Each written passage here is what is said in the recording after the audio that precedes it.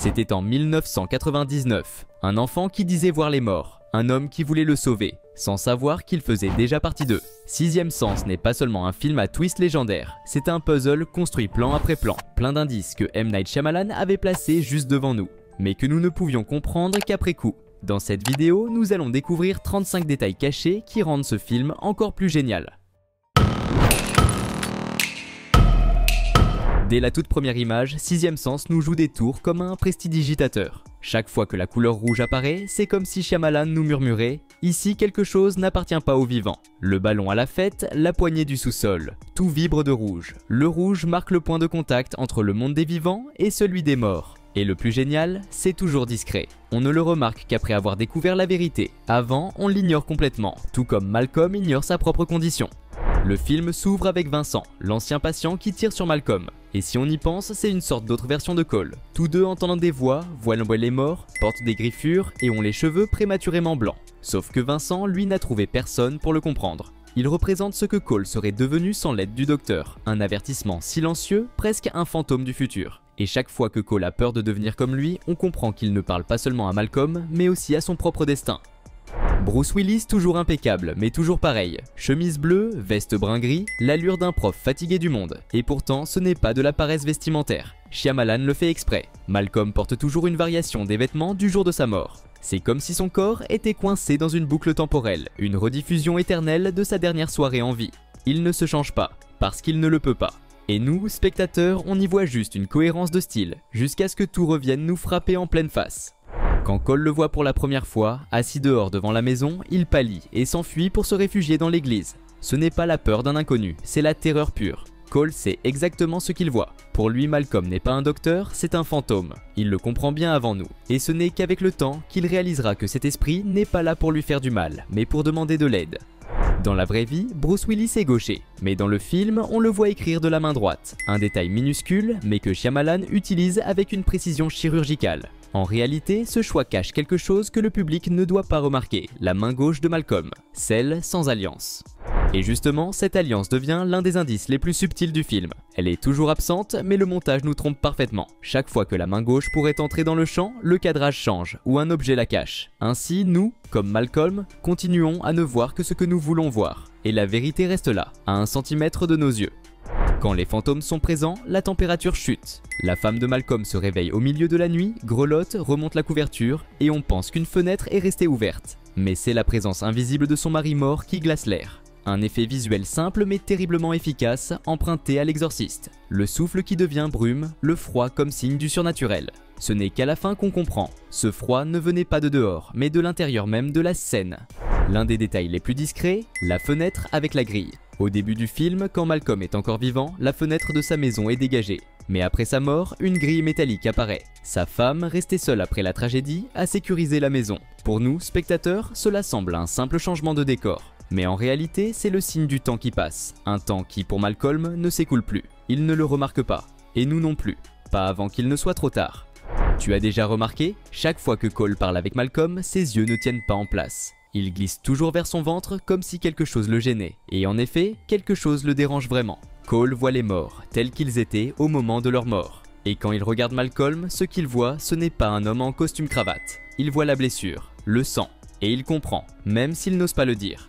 Il y a une scène où la mère de Cole sort un instant de la pièce, et quand elle revient, toutes les portes sont grandes ouvertes. Pas de coupe, pas d'effet numérique, tout est tourné en temps réel. Un petit miracle de mise en scène. Le public reste suspendu, se demandant comment c'est possible, et le rouge, encore lui, revient dans la scène. Le message est clair, ce n'était pas un courant d'air, c'était une présence. Une référence évidente à Poltergeist, le film culte de 1982, mais raconté ici avec une douceur qui fait encore plus peur que les cris et les monstres. Il y a un moment où Malcolm semble parler avec la mère de Cole. Ils sont assis face à face, en silence. Aucun mot n'est échangé. Ce n'est qu'après qu'on découvre la vérité, ce dialogue n'a jamais eu lieu. Elle ne le voit pas, ne l'entend pas, ne sait même pas qu'il est là. Et pourtant, Shyamalan ne met ni musique ni effet surnaturel, juste le silence. C'est l'absence et non la présence qui fait peur. Malcolm arrive en retard au dîner avec sa femme. Elle semble distante, en colère, mais reste assise sans rien dire. Lui parle, s'excuse, sourit un peu, et nous on pense, d'accord, c'est un couple en crise. Mais en réalité, elle ne le voit pas. Elle ne le regarde jamais, ne répond pas, ne touche à rien. Et quand il tend la main pour attraper l'addition, un souffle léger, presque spectral, traverse la scène. Et la robe rouge de sa femme, évidemment, le signal qu'il y a un mort dans la pièce. Pendant tout le film, Malcolm n'apparaît que quand sa femme dort ou travaille. Il n'existe jamais de moment réellement partagé. C'est comme s'il essayait sans cesse de rentrer à la maison, mais que la maison avait continué sa vie sans lui. Le film nous fait croire qu'ils se sont éloignés à cause du travail, alors que la vérité est bien plus tragique. Elle vit dans le présent, lui dans le passé. Malcolm accompagne Cole à l'école. Plan tranquille, la ville défile et juste à côté de la tête de Malcolm, un feu rouge reste fixe. Le rouge le suit partout comme un phare qui l'emprisonne entre la vie et la mort. Quand la mère entre dans la chambre de Cole, elle découvre des dizaines de feuilles couvertes de gribouillis, de symboles et de taches rouges. Des arcs-en-ciel déformés, des enfants tristes, des yeux qui observent. Cela semble n'être que les dessins inquiétants d'un enfant introverti, mais en réalité, ce sont des messages. Le rouge revient encore, cette fois comme trace de l'influence des fantômes. Et si tu regardes bien, certains symboles rappellent l'église où Cole se réfugie, comme si le garçon tentait, dans le chaos, de construire son petit sanctuaire contre le mal. À un moment, Malcolm lit un manuel de psychologie infantile, mais la même phrase y apparaît 2 fois de suite. Une erreur? Peut-être. Mais avec Shyamalan, rien n'est vraiment laissé au hasard. Ce livre qui se répète devient une métaphore parfaite. Malcolm est piégé dans une boucle qu'il ne peut pas briser. Voici la réplique la plus célèbre de tout le film, et Shyamalan nous la sert sur un plateau d'argent. Cole le dit clairement. I see dead people walking around like regular people. They don't see each other. They only see what they want to see. They don't know they're dead. Une phrase qui, logiquement, devrait nous faire tilt immédiatement. Et pourtant, rien. Parce qu'à ce moment-là, nous sommes trop absorbés par la peur du petit garçon pour y réfléchir. Juste après cette phrase, la caméra reste fixée sur le visage de Bruce Willis. Un plan long, insistant, qui semble presque crier que c'est lui, le mort. Shyamalan joue carte sur table, et pourtant, il gagne la partie sans qu'on s'en rende compte.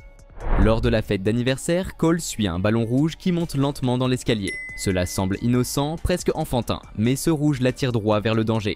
Il le conduit au grenier où il sera enfermé et attaqué par les fantômes. C'est l'une des scènes les plus terrifiantes du film, mais aussi l'une des plus symboliques. Le rouge n'est pas seulement la couleur des morts, c'est aussi celle de la curiosité humaine qui nous pousse à regarder, là où on ne devrait pas. Malcolm est partout, chez Cole, dans les coulisses de la pièce de théâtre, même à un enterrement. Mais personne ne lui parle, personne ne le regarde. Et pourtant, nous, spectateurs, nous croyons qu'il est bien là, parce que le montage nous en convainc. Shyamalan nous prend par la main et nous fait vivre l'histoire exactement à travers les yeux de Malcolm, persuadé d'être vivant, alors que nous ne le sommes plus. Le médecin qui s'occupe de Cole à l'hôpital, c'est M. Night Shyamalan lui-même. Il fait un petit caméo dans le rôle du docteur, et le détail est savoureux. Dans la vraie vie, le réalisateur vient d'une famille de médecins. Un hommage personnel caché en pleine lumière. Mais ce n'est pas tout. Son personnage représente la science qui ne croit pas à l'invisible. Un médecin impuissant face à un enfant qui voit les morts.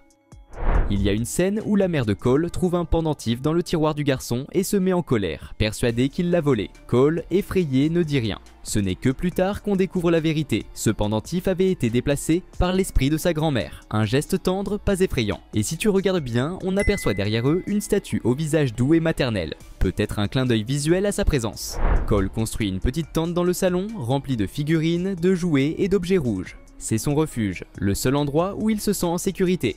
Et si tu fais attention, il y a à l'intérieur la même statuette qu'il avait volée à l'église au début du film. Le cercle est bouclé, mais cette fois, le rouge n'est plus une menace. C'est une protection. La tente devient une frontière sacrée que les fantômes ne peuvent pas franchir. Et le panneau « N'entre pas » n'est pas seulement destiné à sa mère, c'est un avertissement pour les morts. Dans l'une des scènes les plus dérangeantes, Cole et Malcolm traversent l'école et le garçon voit 3 personnes pendues dans le gymnase. Une famille entière, suspendue comme dans un tableau de douleur. La scène ne dure que quelques secondes, mais elle te glace le sang. Shyamalan ne l'explique pas, mais certains ont remarqué un détail frappant. Les 3 victimes semblent appartenir à des ethnies différentes, un écho possible aux pendaisons raciales d'un autre siècle. Il y a un moment où Malcolm entre dans la boutique de sa femme, la voit flirter avec un autre homme, et, pris de jalousie, brise une vitre. C'est l'un des rares instants où il interagit physiquement avec le monde réel. Une exception, presque une faille dans la règle. Et le détail amusant, quelques années plus tôt, Bruce Willis avait refusé le rôle principal dans Ghost, parce qu'il ne voulait pas jouer un fantôme. Shyamalan a dû sourire en écrivant cette scène. Malcolm s'enfuit, marche seul dans la rue, perdu, et garde une main sur son abdomen, exactement là où il a été blessé au début du film. Un geste automatique, inconscient, un réflexe du corps qui se souvient de ce que l'esprit refuse d'accepter, qu'il est mort. Un indice silencieux mais dévastateur.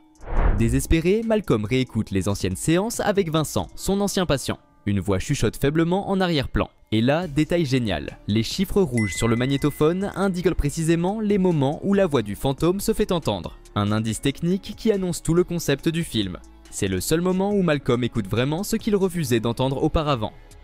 Malcolm voit sa femme avec un autre homme qui quitte la maison. Il pense que c'est son nouveau compagnon.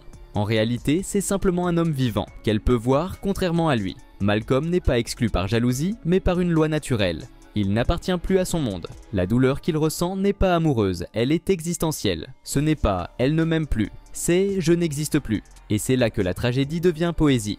Cole, désormais conscient de son don, rencontre le fantôme d'une fillette. Une scène poignante, presque sacrée.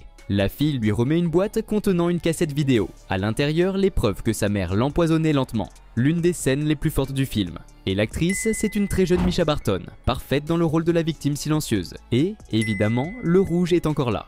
Cole reçoit l'aide d'un fantôme particulier, une vieille institutrice qui l'encourage avant le spectacle de l'école. Mais derrière elle, on distingue furtivement une faux. Une image rapide mais glaçante. La mort qui observe en silence. C'est comme si cette scène était une épreuve de courage pour Cole, le moment où il décide de ne plus fuir ses démons. Cole et sa mère sont coincés dans les embouteillages, entourés de sirènes et d'ambulances. Et c'est là, enfin, que le garçon s'ouvre à elle. Il lui parle de son don, des personnes qu'il voit et surtout de sa grand-mère. Il lui dit que la grand-mère la voyait danser quand elle était petite et qu'elle est fière d'elle. C'est le moment où la mère cesse de croire que son fils est malade et commence à le croire tout court. Shyamalan retire tout. Pas de musique, pas d'effet, juste du silence et des larmes vraies. Une scène où l'horreur se transforme en amour. C'est la scène la plus célèbre, celle qui a réécrit l'histoire des fins à rebondissement. Malcolm rentre chez lui, trouve sa femme endormie devant la télévision et lui parle doucement. Elle bouge dans son sommeil, l'alliance glisse de son doigt, tombe et roule sur le sol. Un son léger mais dévastateur. L'alliance était la sienne. À cet instant précis, le monde s'arrête. Nous comprenons, il comprend, et tout le film se retourne sous nos yeux. Quand Malcolm comprend enfin la vérité, la température chute brutalement. Son souffle devient visible dans l'air. Mais cette fois, le froid n'est plus un signe de peur, c'est un passage. Le monde des vivants et celui des morts se frôlent un instant, et ce gel soudain marque la porte qui s'ouvre. Le contraste visuel est sublime. La lumière chaude éclaire le visage de sa femme, tandis que le souffle glacé entoure l'ombre de Malcolm. Un dernier adieu entre deux mondes qui ne se toucheront plus jamais. Lorsqu'il accepte enfin sa mort, Malcolm est enveloppé d'une lumière blanche. C'est la reddition, mais aussi la libération. Il ferme les yeux, à l'inverse de la façon dont il les avait ouverts en mourant, et trouve la paix qu'il cherchait. La scène est construite comme une ascension, mais sans grandiloquence. Pas de chœurs angéliques, juste le silence. Parce qu'il n'en faut pas plus. Le film commence par un coup de feu et se termine par un souffle. Un cercle qui se referme, une vie qui s'éteint de la manière la plus douce possible. Shyamalan conclut le film comme une symphonie d'âmes apaisées. Malcolm a aidé Cole, mais c'est Cole qui l'a sauvé. La jeune fille empoisonnée sauve sa petite sœur. La grand-mère dit « je t'aime » à sa fille. Tous, d'une façon ou d'une autre, se libèrent d'une douleur qui les retenait prisonniers. Et quand l'écran se fige sur le visage de Cole, on ne voit plus un enfant terrifié, mais un enfant qui a appris à regarder le monde avec un sixième sens différent, la compassion. Le film s'achève, mais son effet demeure. Parce que Sixième Sens ne parle pas seulement des fantômes, il parle de nous, de tout ce que nous n'arrivons pas à dire, jusqu'à ce qu'il soit trop tard. Au fond, Sixième Sens ne parle pas des morts. Il parle des vivants qui n'arrivent pas à lâcher prise, de la culpabilité, de l'amour et de toutes ces paroles qu'on garde pour soi. Et c'est pour ça que, même après 26 ans, il continue de nous bouleverser. À chaque visionnage, on découvre un nouveau détail. Et peut-être on se comprend un peu mieux nous-mêmes. Si ce voyage dans le film t'a plu, laisse un like et abonne-toi à la chaîne pour ne rien manquer des prochaines vidéos consacrées aux secrets cachés du cinéma. Je suis Corentin et c'était Sixième Sens, comme tu ne l'avais jamais vu auparavant.